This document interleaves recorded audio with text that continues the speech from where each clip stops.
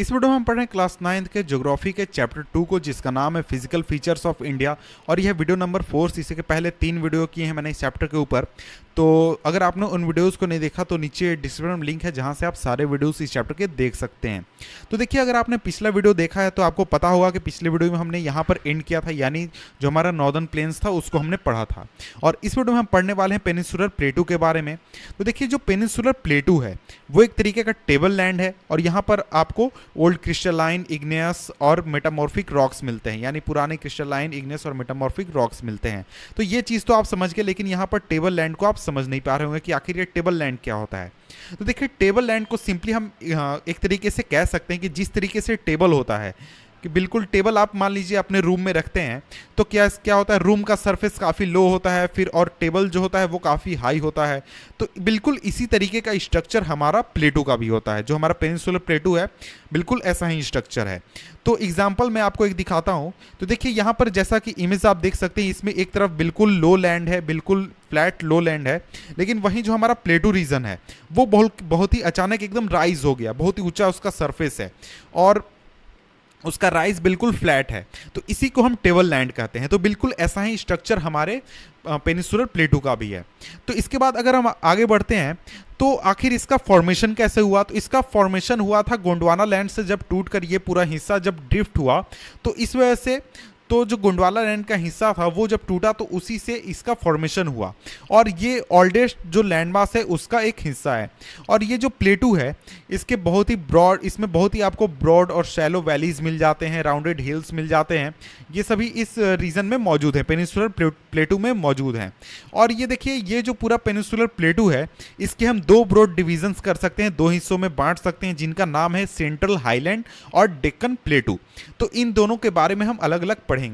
तो देखिए, जो हिस्सा है पेनिनसुलर प्लेटू का जो कि नर्मदा रिवर के नॉर्थ में है, उसे हम जिसमें कि आपका मालवा प्लेटू आ जाता है, उसको हम सेंट्रल हाईलैंड कहते हैं।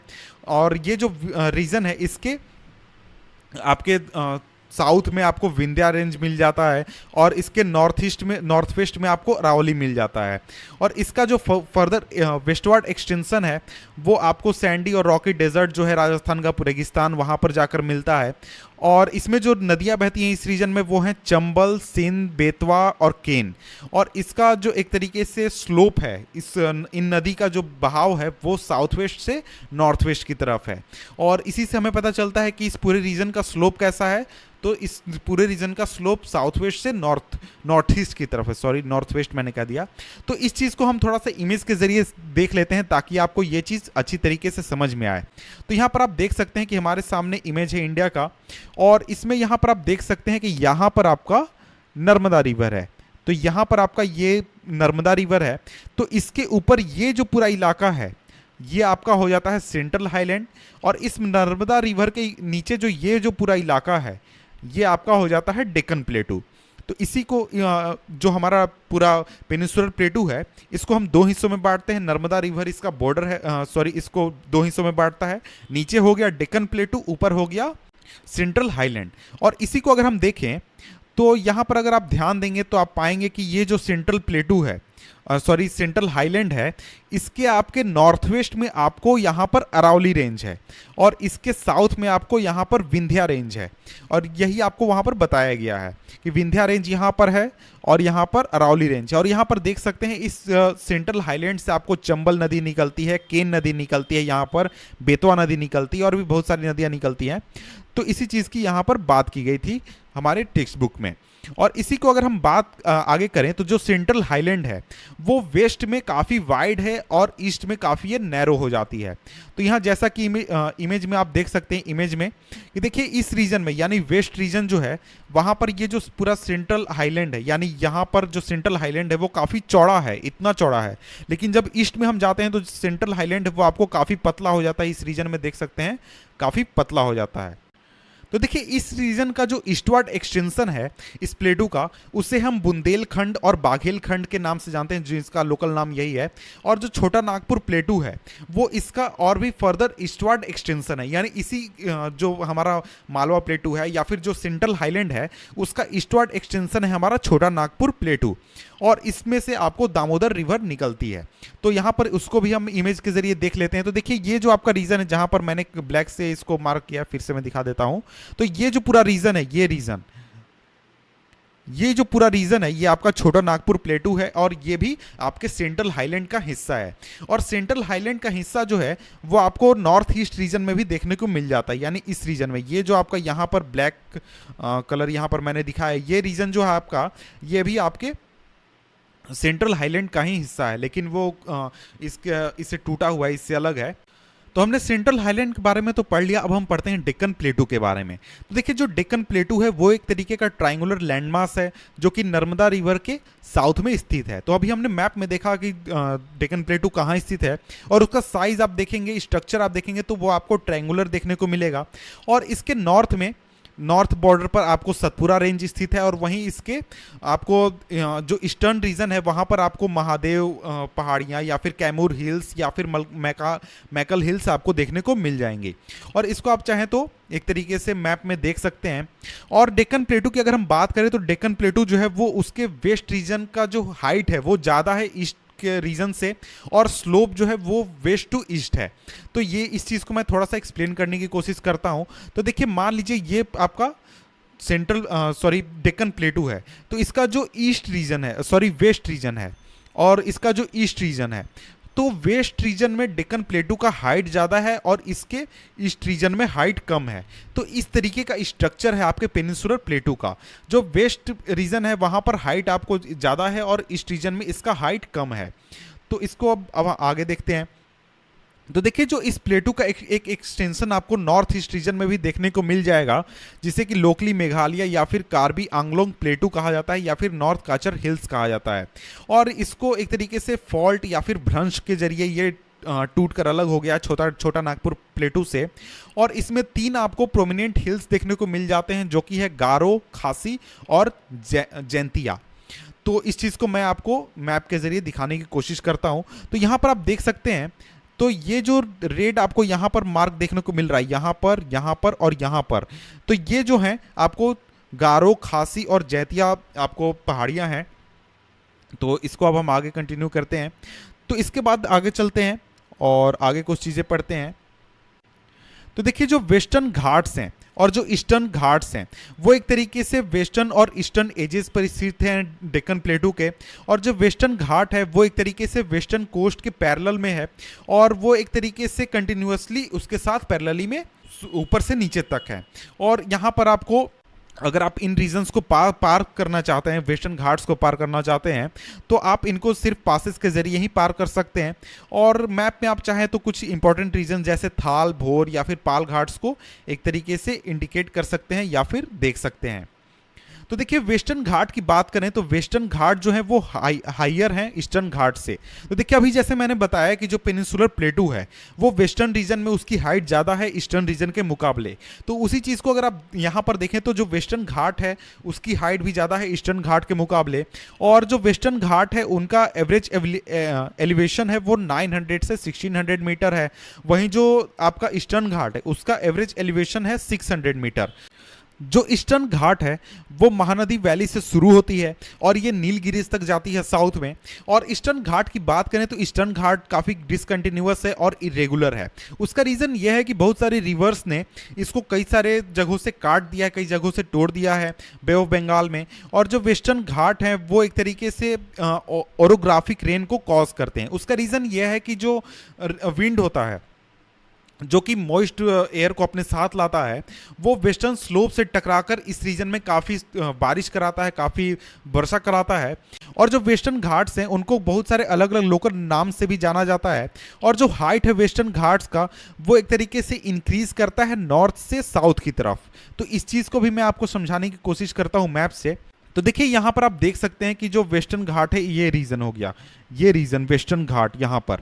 तो इसमें आप देखेंगे कि जो नॉर्थ है इससे साउथ की तरफ आप जाएंगे तो इसका हाइट इंक्रीज करते जाएगा। जैसे ये मान लीजिए नॉर्थ रीजन है और ये साउथ रीजन है, तो ऐसे ऐसे जैसे ही आप बढ़ते जाएंगे तो इसका जो हाइट है वो बढ़ते जाएगा। इस तरीके से हाइट बढ़ते जाएगा। और जो हाईएस्ट पीक है इस रीजन में वो है अनाईमुड़ी डोडाबेटा, और इनकी हाइट है 2695 मीटर्स, 2637 मीटर। इसके बाद महेंद्रगिरी, ये हाईएस्ट पीक है ईस्टर्न घाट में। और इसके अलावा आपको शेवरोय हिल्स या फिर जावेदी हिल्स, ये एक तरीके से ईस्टर्न घाट के साउथ ईस्ट रीजन में स्थित है। इसके अलावा आप दूसरे जो फेमस हिल स्टेशन हैं जैसे कि ऊटी हो गए, कोडाईकनाल, इन सभी को भी लोकेट कर सकते हैं। मैप में आप चाहे तो देख सकते हैं। और देखिए एक जो सबसे अलग फीचर है पेनिनसुलर प्लेटू का, वो ये है कि यहाँ पर आपको ब्लैक सॉइल देखने को मिलता है, जिसे कि हम एक तरीके से डेक्कन ट्रैप भी कहते हैं। और ये एक तरीके से क्रिएट हुआ था वोल्केनिक ओरिजिन की वजह से, और उसकी वजह से हम देखते हैं वोल्केनिक ओरिजिन की वजह से हम जानते हैं कि इग्नियस रॉक यहाँ पर काफ़ी ज़्यादा है। तो एक्चुअली ये जो रॉक है ये कई सालों तक, कई लाखों सालों तक एक तरीके से टूट कर, या फिर हम कह सकते हैं काफ़ी समय से प्रोसेस होकर ये एक तरीके से ब्लैक सॉइल का इन्होंने निर्माण किया है। और जो अरावली हिल्स हैं वो वेस्टर्न और नॉर्थ वेस्टर्न मार्जिन पर स्थित है पेनिनसुलर प्लेटू के। और ये जो एक तरीके से रीजन है, और ये जो हिल्स है ये काफ़ी इरोड हो चुके हैं और काफ़ी एक तरीके से ब्रोकन हो चुके हैं कई जगहों पर, इतने सालों तक प्रोसेस होने की वजह से, विंड की वजह से और भी दूसरी चीज़ों की वजह से। और ये जो हैं ये एक्सटेंड करते हैं गुजरात से दिल्ली तक, south west to north east direction में। तो इसके बाद अब हम आगे बढ़ते हैं और पढ़ते हैं इंडियन डेजर्ट के बारे में।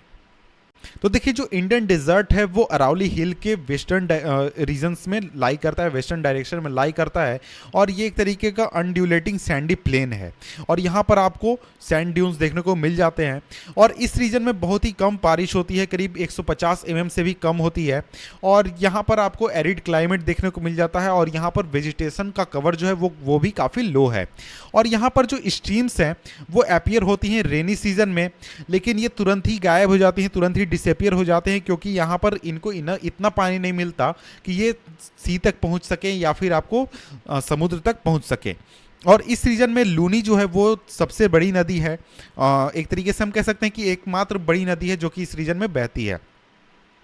और यहाँ पर आपको बरकान आपको देखने को मिल जाएगा, और ये एक तरीके का क्रिसेंट से ड्यून्स होते हैं, सैंड ड्यून्स, जो कि एक तरीके बहुत बड़े हिस्से को कवर करते हैं, लॉन्गिट्यूडनल ड्यून्स को। और ये आपको इंडिया पाकिस्तान के बॉर्डर पर आपको ज़्यादा देखने को मिलेंगे। आप जब जैसलमेर जाएंगे तो वहाँ पर आपको बरकान्स काफ़ी बड़ी संख्या में आपको देखने को मिल जाएंगे।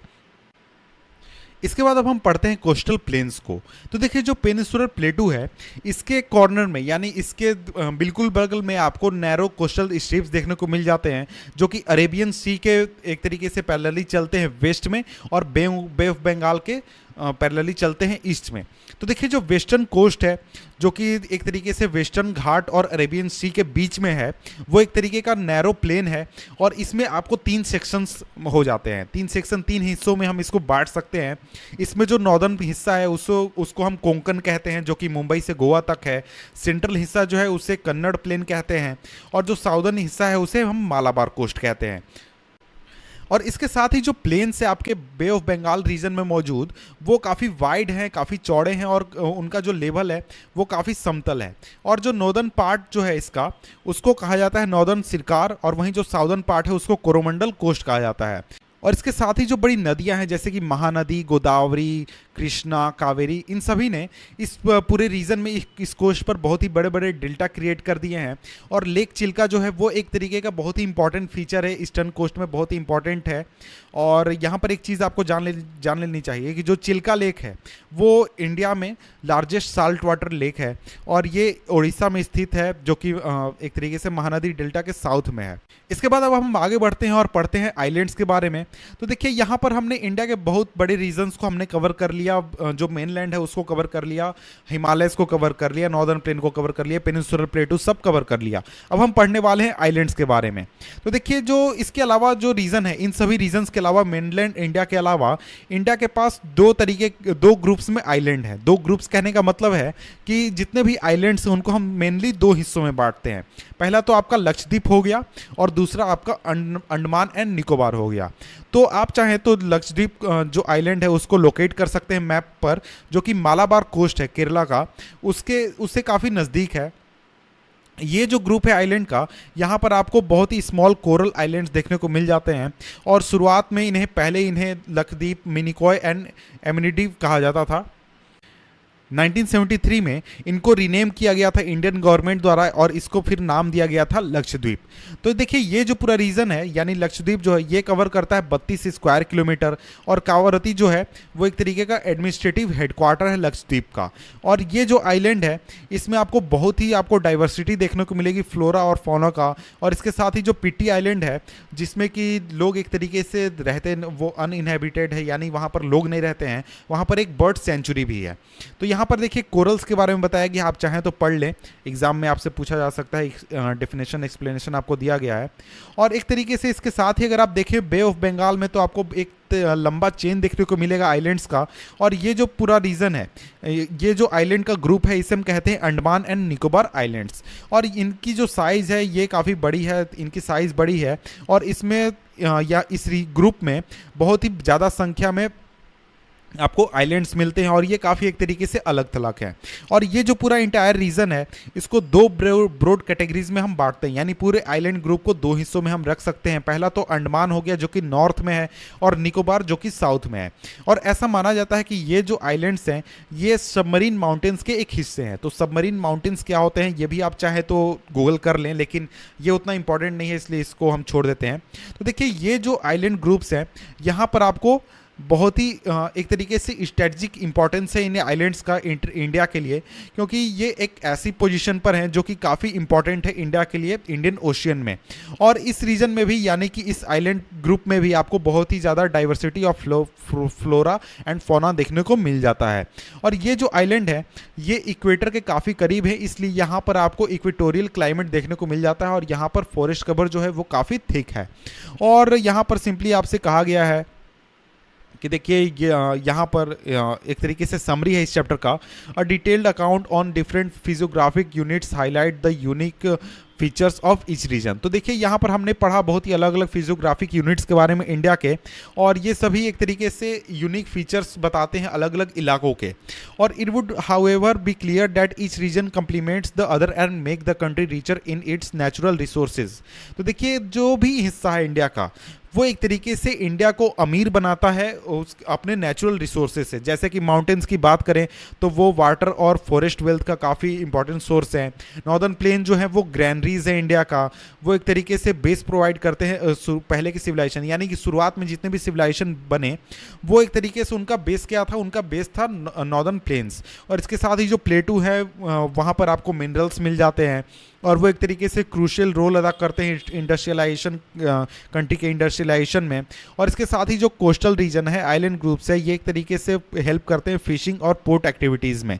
तो इस वजह से जो डाइवर्स फिजिकल फीचर्स है वो एक उनका काफ़ी फ्यूचर पॉसिबिलिटी है और डेवलपमेंट का काफ़ी चांस है वहाँ पर। तो इसलिए यहाँ एक तरीके से इंडिया के लिए काफ़ी ज़्यादा होप है फ्यूचर में। तो देखिए यहीं पर हमारा ये चैप्टर खत्म होता है। तो मिलते हैं आपसे हम नेक्स्ट वीडियो में किसी और चैप्टर के साथ, तब तक के लिए गुड बाय।